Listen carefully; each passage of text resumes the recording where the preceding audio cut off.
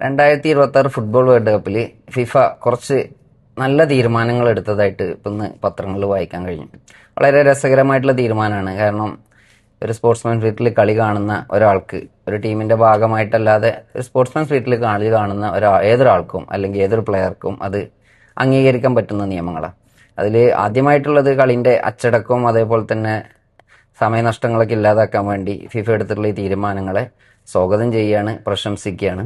അതിലൊന്നാമത്തെ തീരുമാനം എന്ന് പറയുന്നത് ഈ പ്ലേയേഴ്സ് നമ്മൾ ക്യാമറ കണ്ണിൽ പെടാതിരിക്കാൻ വേണ്ടി റഫറിയെ ചീത്ത പറയുന്നു, അതേപോലെ തന്നെ വംശീയ അധിക്ഷേപം, പ്ലേയേഴ്സിനെതിരെയുള്ള രൂക്ഷമായ സംസാരങ്ങളൊക്കെ സംസാരിക്കുമ്പോൾ കൈ പിടിച്ചിട്ടോ അല്ലെങ്കിൽ ജെയ്സി കൊണ്ട് മുത്തി പിടിച്ചിട്ടോ ഒക്കെ സംസാരിക്കുന്നത് കാണാറുണ്ട്. ഇത്തരമൊരു സന്ദർഭത്തിൽ ആ പ്ലേയേഴ്സിനെതിരെ റഫറിക്ക് റെഡ് കാർഡ് കൊടുക്കാം.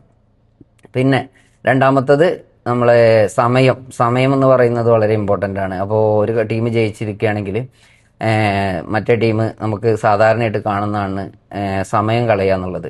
ഒരു ത്രോ വന്നു കഴിഞ്ഞാൽ കുറേ നേരം മാറി മാറി ആ പ്ലേയേഴ്സൊക്കെ ഞാനിടാ ഇവരിടാ എന്നിടാന്നൊക്കെ പറഞ്ഞിട്ട് നീട്ടി പോകുന്നത്. ഇത്തരം കാര്യങ്ങൾ റഫറിക്ക് തോന്നുകയാണ്. അങ്ങനെയാണെങ്കിൽ ഒരു കൈ പൊക്കി വെച്ചിട്ട് 5 സെക്കൻഡ്, ഈ 5 സെക്കൻഡിന് ശേഷം ഇവർ അത് ആക്ഷൻ ചെയ്തിട്ടില്ല എന്നുണ്ടെങ്കിൽ ആ ത്രോയിന് എതിർ ടീമിനായിരിക്കും കൊടുക്കുക. ഇപ്പോൾ ഗോൾ കിക്കിൻ്റെ കാര്യത്തിലാണെങ്കിൽ ഗോളി വളരെ മനഃപൂർവ്വം ടൈം ലാഗ് വരുത്തിയാൽ ഇതേപോലെ തന്നെ ഒരു കൈ പൊക്കി പിടിച്ചിട്ട് 5 സെക്കൻഡ് കൊണ്ട് എടുത്തിട്ടില്ല എന്നുണ്ടെങ്കിൽ കോർണർ കിക്കായിരിക്കും എതിർ ടീമിന് കൊടുക്കുക.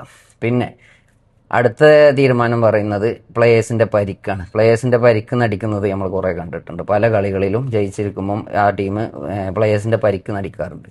ഈ സമയത്ത് പ്ലേയേഴ്സിന് അങ്ങനെ പരിക്കോ ഇതൊക്കെ വന്നാൽ 10 സെക്കൻഡിനുള്ളിൽ മെഡിക്കൽ ടീം വന്ന് അവരെ പുറത്തിരുത്തിയിട്ട് കളി സ്റ്റാർട്ട് ചെയ്താൽ പിന്നെ 1 മിനിറ്റ്, ആദ്യമൊക്കെ നമ്മളൊരു കിക്ക് കഴിഞ്ഞ് നെക്സ്റ്റ് ആ പ്ലെയർ വരുന്നതാണ് കാണുന്നത്. 1 മിനിറ്റോളം 10 പേരുമായിട്ടായിരിക്കും ആ ടീം കളിക്കേണ്ടത്. അത് വളരെ നല്ലൊരു നിയമം തന്നെയാണ്.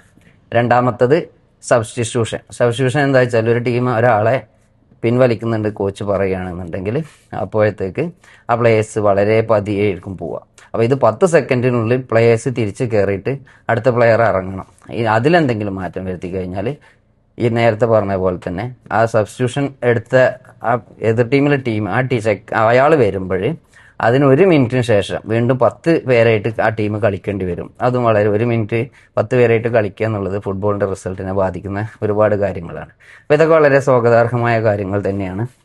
പിന്നെ വീണ്ടും കുറേ കാര്യങ്ങൾ നമുക്ക് പറയുന്നുണ്ട്. കാരണം ഒരു വാർ സിസ്റ്റം എങ്ങനെയാണെന്ന് വെച്ചാൽ ഓൾറെഡി വാർ ഉണ്ടെന്ന് നമുക്കറിയാം ഫുട്ബോളിൽ.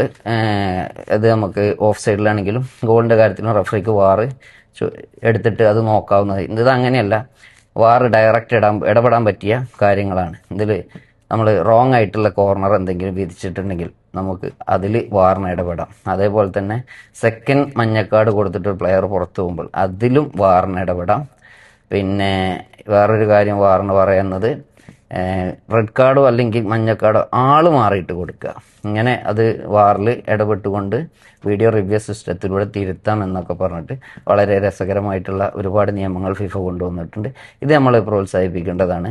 അപ്പോൾ വേൾഡ് കപ്പ് ഫുട്ബോൾ ഇനി കാണുമ്പോൾ നമുക്ക് ഇതൊക്കെ എങ്ങനെ അവതരിപ്പിക്കുന്നുണ്ട്, എങ്ങനെയാണ് എന്നൊക്കെ ഉള്ളത് നമുക്ക് കാണാം.